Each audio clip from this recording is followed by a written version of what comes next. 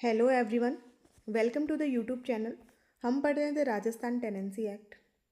जो जेडीए जेलो का एग्ज़ाम होने वाला है राजस्थान में, उसका एक इम्पॉर्टेंट सब्जेक्ट है टेनेंसी एक्ट।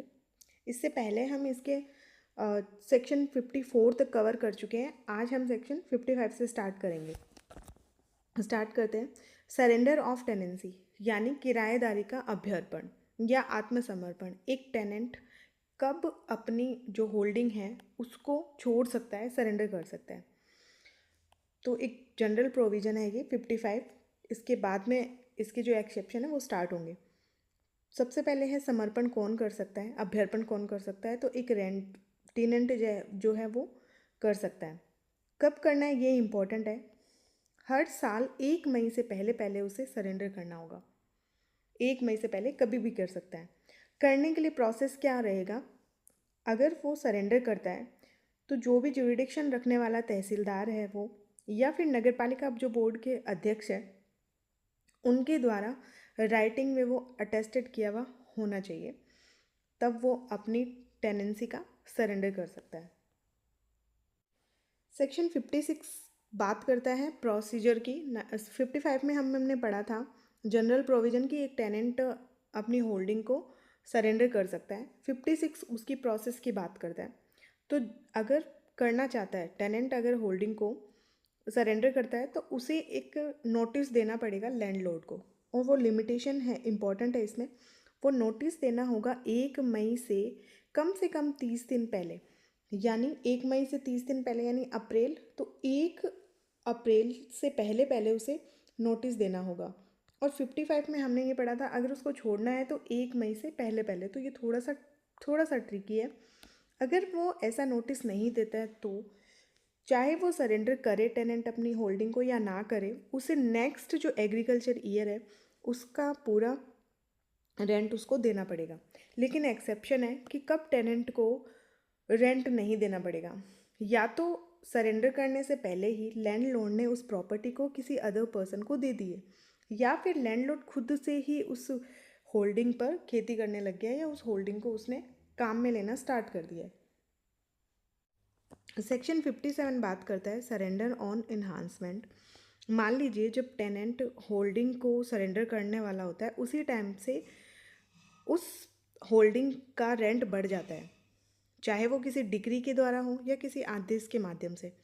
तो अब टेनेंट के पास में ये राइट होता है कि वो उस बढ़ा हुआ रेंट देने की बजाय उस ज़मीन को छोड़ दे,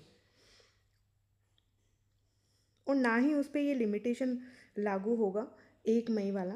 अगर इन्हांसमेंट है तो 1 मई का लिमिटेशन यहाँ लागू नहीं होगा। लेकिन एक है, यदि जैसे ही रेंट बढ़ाने का ऑर्डर कोर्ट ने पास किया है उसके 30 दिन के भीतर लैंडलॉर्ड को ये नोटिस भेजना होगा कि रेंट अब बढ़ गया है और वो इसी टाइम पे उस होल्डिंग को सरेंडर करना चाहता है। फिर से समझते हैं। जब भी किसी डिक्री या आदेश के द्वारा किसी रेंट में वृद्धि का आदेश दिया जाता है कोर्ट के द्वारा, तब अब टेनेंट को ज़रूरी नहीं है कि वो बढ़ा हुआ जो इन्हांस रेंट है वो दे।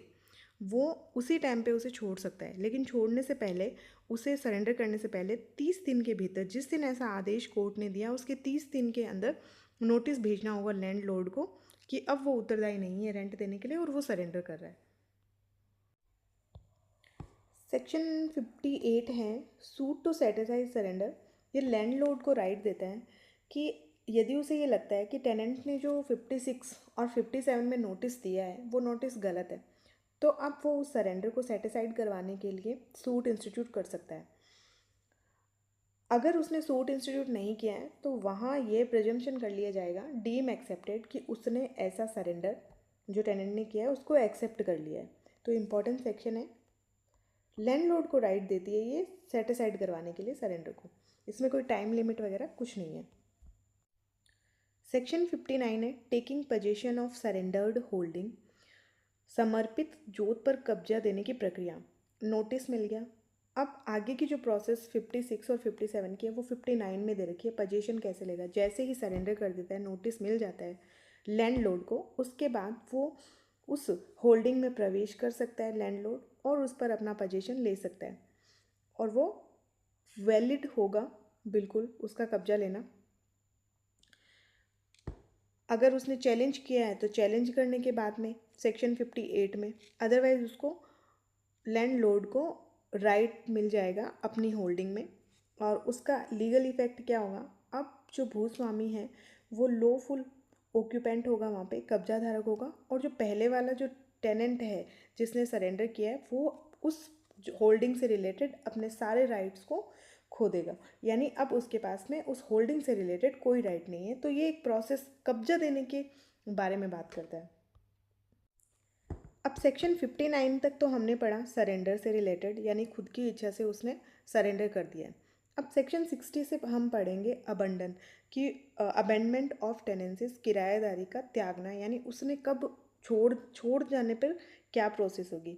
ये धारा किस काम आती है, जब टेनेंट ने होल्डिंग छोड़ दी तो अब भूस्वामी उसे कब्जा वापस कैसे ले सकता है, ये इस बारे में बात करते हैं। तो जैसे ही ये प्रिज्यूम कर लिया जाता है कि टेनेंट ने उस प्रॉपर्टी को अबंडन कर दिया है, होल्डिंग को, तो अब तहसीलदार या तो खुद से या फिर लैंडलॉर्ड की एप्लीकेशन से प्रोक्लेमेशन जारी करेगा। उस प्रोक्लेमेशन में वो या तो गांव में नोटिस चिपकाएगा या फिर वो मुनादी करवाएगा, जैसा हम सीआरपीसी में पढ़ते हैं, ड्रम से बुलवा कर कि अगर किसी को आपत्ति है, अगर आपत्ति नहीं है तो ये जो लैंड है वो उस लैंडलॉर्ड को दे दी जाएगी। अगर एक पर्टिकुलर टाइम पे कोई विरोध नहीं करता तो वो जो तहसीलदार है वो ज़मींदार को यानी लैंडलॉर्ड को कब्जे की अनुमति दे देगा।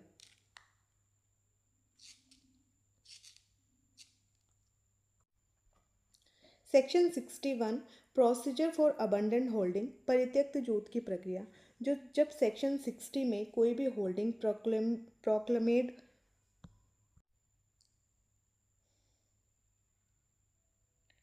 Section 61 procedure for abandoned holding, जब सेक्शन 60 में ये उद्घोषणा की जा चुकी है कि वो प्रॉपर्टी जो भी होल्डिंग है वो परित्यक्त है, अबंडन है, तब तहसीलदार एक पब्लिक नोटिस जारी करेगा, यानी प्रोक्लेमेशन जारी करेगा। और उस प्रोक्लेमेशन में ऑब्जेक्शन के लिए 60 डेज़ हो गए। 60 डेज़ में आप उस पर आपत्ति कर सकते हो। और यदि किसी ने 60 डेज़ में कोई आपत्ति नहीं की है तब तहसीलदार रीज़नेबल अगर कोई कोज है और संतुष्ट हो जाता है तो उस ऑब्जेक्शन को रिजेक्ट कर दिया जाएगा और फाइनली लैंड होल्डर को उस होल्डिंग पे कब्जा दे दिया जाएगा। अगर इस प्रोसेस को फॉलो नहीं किया गया है तब ये माना जाएगा कि उस होल्डिंग पर जो अबंडन की गई है उस पर इलीगल इजेक्शन है, यानी अवैध कब्जा है, और लैंडलॉर्ड लाइबल होगा अंडर सेक्शन 186। तो ये प्रोसीजर की बात करता है कि कैसे कब्जा दिलाया जाएगा। सेक्शन 62 री इंस्टेंटमेंट आफ्टर अबेंडन, परित्याग के बाद पुनर्स्थापना। सेक्शन 62 टेनेंट को ये राइट देती है कि वो जो अबंडन होल्डिंग है उस पर वापस अपना अधिकार कैसे प्राप्त कर सकता है। तो अगर वो रीज़नेबल कोज दे, जैसे कि कोई नेचुरल डिजास्टर हो गया, जैसे अकाल, सूखा या अन्य किसी कारण से उसको खेती बंद करके अबंडन करना पड़ा, लेकिन ऐसा जो ऑब्जेक्शन है वो 60 दिन के बाद 1 वर्ष के भीतर भीतर जारी करना होगा। जो उद्घोषणा जारी की गई थी उसके 1 साल के भीतर ये आवेदन करना पड़ेगा, और तब उसे जितने भी टाइम तक वो प्रॉपर्टी अबेंडन रहेगी उतना किराया उस टेनेंट को चुकाना होगा। लेकिन 2 स्थिति ऐसी हैं जब टेनेंट को वो रेंट नहीं चुकाना अबेंडन का। अगर जिस टाइम तक वो होल्डिंग अबंडन रही थी लैंड होल्डर ने किसी और को किराए पर दे दी तब वो माइनस हो जाएगा, या फिर लैंड होल्डर खुद से उस खेती को काम में लेने लग गया तब। इन 2 सिचुएशन में टेनेंट को नहीं देना पड़ेगा, और अगर तहसीलदार सेटिस्फाई हो जाता है तब वो होल्डिंग वापस से टेनेंट को दे दी जाएगी।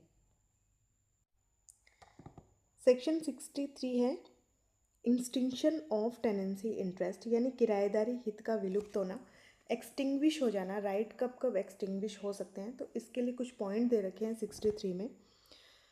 अगर टेनेंट्स की डेथ और no heir, interest ends on death if legal heir is entitle to inheritance.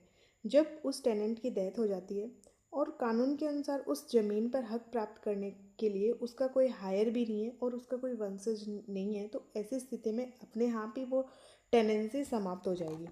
या फिर उसने वॉलंटरी सरेंडर कर दिया है, या उसकी होल्डिंग अबंडन हो गई है, या गवर्नमेंट लैंड एक्विजिशन एक्ट 1894 के पर्पज़ से उस लैंड को एक्वायर कर लिया गया है, या डिप्राइव्ड ऑफ पोजीशन, या किसी भी रीज़न से, कोई भी रीज़न हो सकता है उसकी वजह से अगर उस होल्डिंग से उसे डिप्राइव्ड कर दिया, या लीगली किसी प्रोविज़न के तहत इस एक्ट के उसको इजेक्ट कर दिया तब, या फिर एक्वायरिंग लैंड होल्डर्स राइट कि वो जो टेनेंट है वो खुद लैंड होल्डर बन गया है, उसने उस प्रॉपर्टी को बाय कर लिया है, या उस टेनेंट ने उस होल्डिंग को गिफ्ट कर दिया या सेल कर दिया।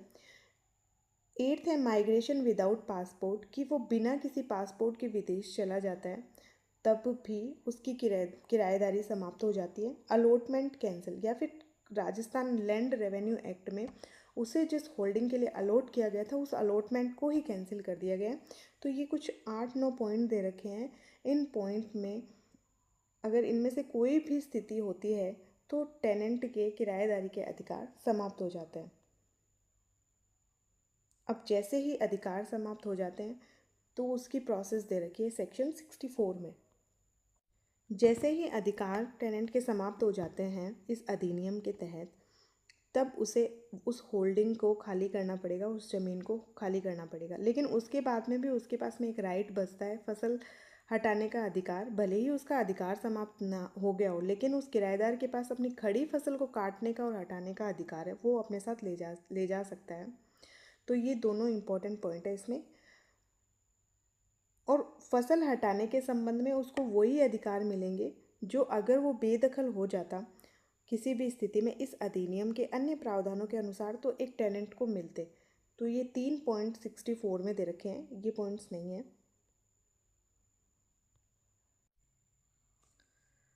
अब है चैप्टर 6 जो है 65 से लेके 78 तक। चैप्टर 6 में सबसे पहली सेक्शन है 65, government's right to make improvement, सरकार का सुधार करने का अधिकार। तो ये सेक्शन राज्य सरकार या उसकी ओर से कोई भी भूस्वामी को राज्य के किसी भी हिस्से में स्थित किसी भी कृषि भूमि होल्डिंग पर सुधार कर सकता है, ये सेक्शन है। और ये सेक्शन पूरे राजस्थान राज्य पर लागू होगी। इसका ऑब्जेक्टिव क्या है, सेक्शन तो ये इतनी दे रखी है बैरक में। इसका ऑब्जेक्ट क्या है कि सरकार सार्वजनिक हित या कृषि उत्पादकता बढ़ाने के लिए सुधार कर सकती है, जैसे नहरें, जल निकास प्रणाली या अन्य बुनियादी ढांचों का निर्माण कर सकती है। सेक्शन 65 स्टेट गवर्नमेंट और लैंड ऑनर की बात करता है।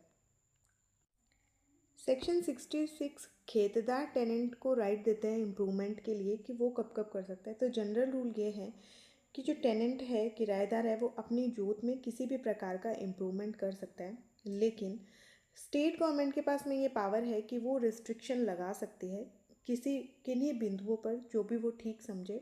State government can restrict certain improvement in specific area for public interest, लेकिन अगर वो पब्लिक इंटरेस्ट में है तब ही लगाया जा सकता है।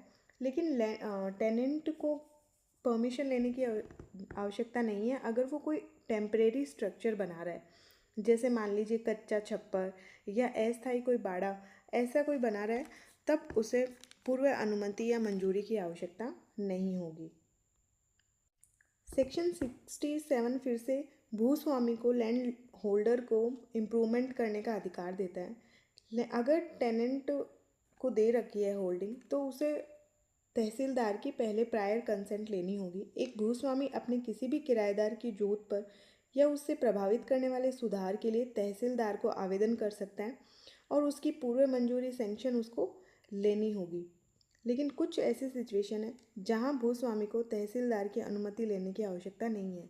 कब? अगर वो वेल कंस्ट्रक्शन कर रहा है, किसी कुएं का निर्माण कर रहा है, या फिर वो टेनेंट ही कोई स्पेसिफिक टेनेंट है, जैसे यदि वह किराएदार एक गैर खातेदार किराएदार है या खुदकास्त का किराएदार है यानी सब टेनेंट है, तब उसे परमिशन लेने की आवश्यकता नहीं है।